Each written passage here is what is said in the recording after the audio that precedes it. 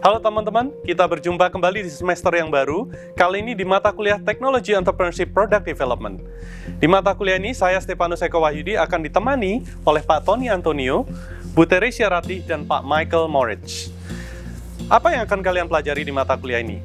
Di akhir mata kuliah ini, kami semua berharap kalian akan memiliki sebuah bisnis di bidang teknologi. Untuk itu, kalian akan belajar berbagai hal. Yang pertama, kalian akan belajar tentang Lean Startup dan Design Thinking, dilanjutkan kemudian dengan Software Engineering, dan juga di samping itu kalian akan belajar tentang Cross-Platform Mobile Apps Development dengan menggunakan tools atau framework seperti menggunakan Dart dan Flutter.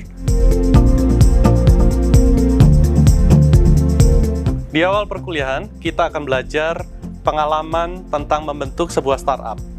Mungkin kalian sudah pernah dengar, 96% dari startup itu akan gagal. Nah, kita akan belajar bagaimana tips dan trik untuk mengurangi risiko kegagalan dalam pembentukan sebuah startup.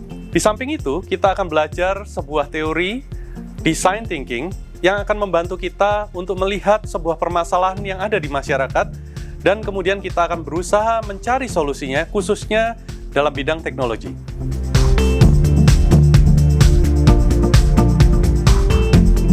Halo teman-teman sekalian, nama saya Tony, salah satu dari pengajar ini mata kuliah Product Development. Di dalam mata kuliah ini selain belajar hal-hal yang hard skill, kita juga akan belajar hal-hal yang soft skill. Apa saja? Misalkan tentang leadership dan teamwork.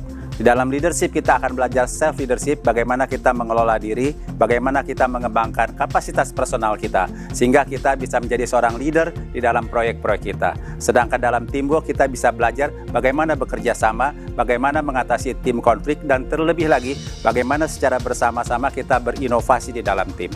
Mari kita sama-sama belajar bukan hanya hard skill, tapi juga soft skill dalam mata kuliah ini. Sampai jumpa.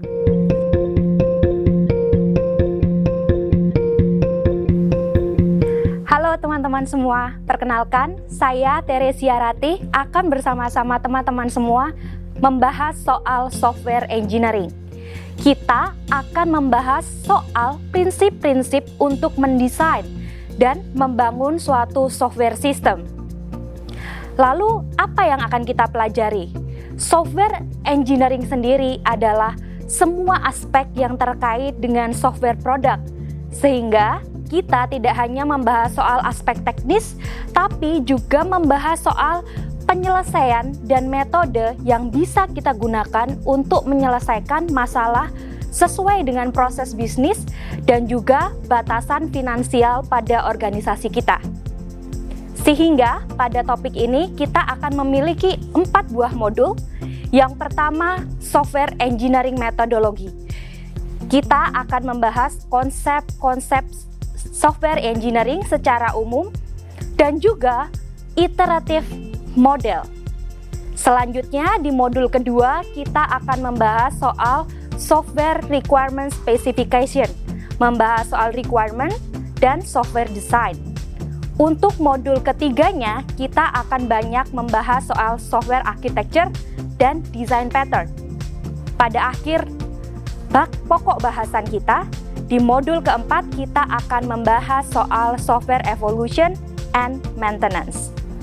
Dan untuk proses assessment-nya sendiri akan dibagi menjadi 2. Yang pertama yaitu assessment individu dalam bentuk quiz dan assessment kelompok dalam bentuk project. Nanti teman-teman akan diminta membuat 3 macam dokumen: inception document, elaboration document, dan final document.